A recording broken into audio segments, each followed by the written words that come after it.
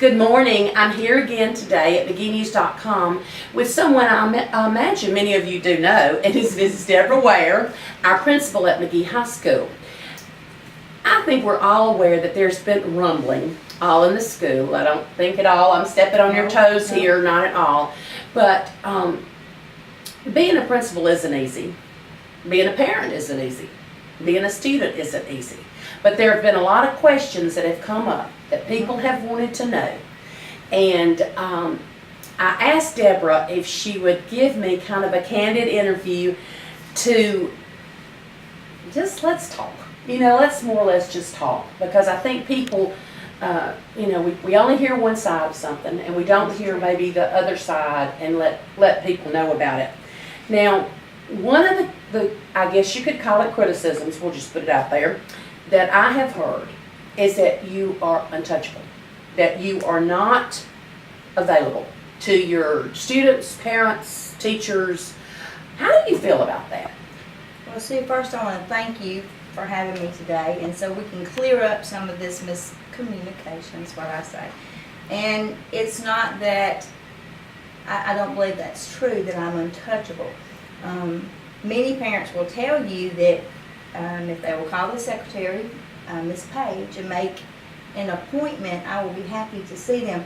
A lot of times, especially since it was the beginning of school, there's so much paperwork and resolving personnel issues and other things that we're trying to finalize with our budget. And I'm lucky to have a great leadership team that I depend on, that is my counselor, Miss Wanda Glisson, my lead teacher, Heidi Russell, and Miss Dr. Antoinette Woodall as my assistant principal. And they really work with me, and not necessarily all the time do you have to see the principal, but we work very closely together to make sure all the students' needs are met. But I do want to be able to communicate with the parents. I do want to be able to get in the classrooms. And I do see students. When students have immediate needs, I talk to them. When there are students that are out for an illness, I've been to funerals of students' parents that have passed away. If I hear about that, I want to be there for them. Those are the kind of things I want to do.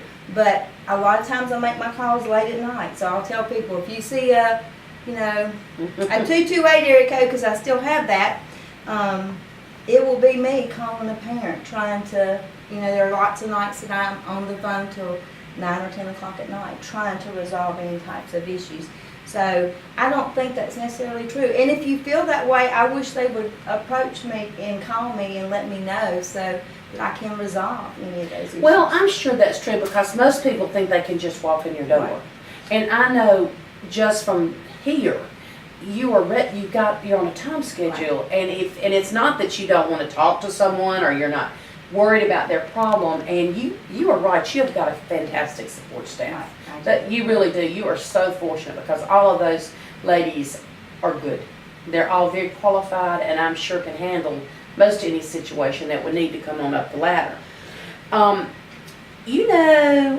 I don't know if you knew how big Simpson County football was when you came. I do now.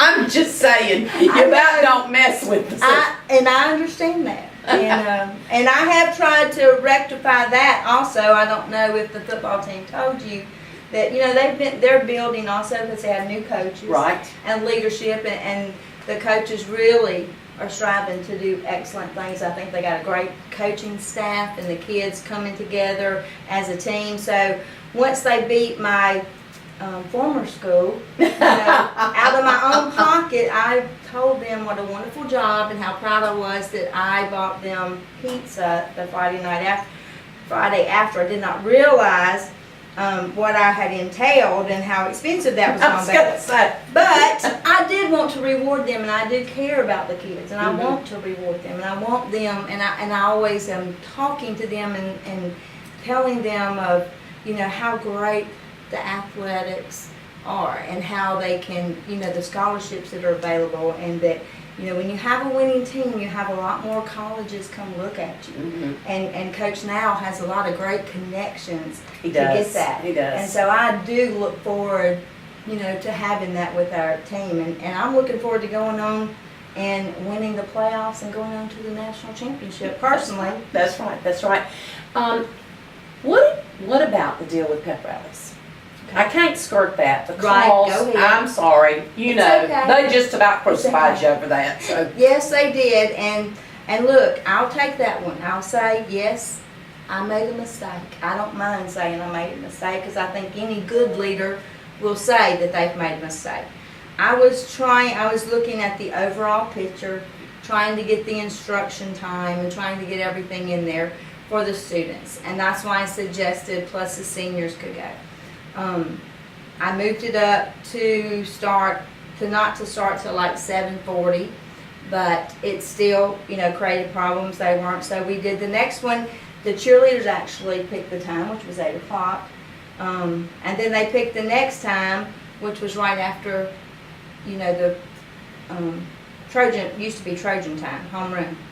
But we are trying, and I want that. I want the tradition. I really Sure. am very, I want them to enjoy their time. I want them to have fun. So we've done them after school. We're trying to find the best time when the kids are the most awake and they have the most school spirit, and, you know, and not because we are mandated by the Department of Education that we have so many instructional minutes a day. So we want to be able to make all those things work. So that's why I kind of tried the before school, but scratch that one. We'll never do that again. but you know, that is a problem because you are mandated to get this X number of school teaching time in, and the day only has so many hours in the That's school right. day does. So it does make it very difficult, and I can understand. Do you have any plans, special plans for homecoming? Well, Or changes? Might be the better way. no, I have not changed one thing on homecoming. Matter of fact, I have, I have gotten some emails asking that had changed about homecoming and the Simpson County Super Bowl, and absolutely not. I have not changed one thing.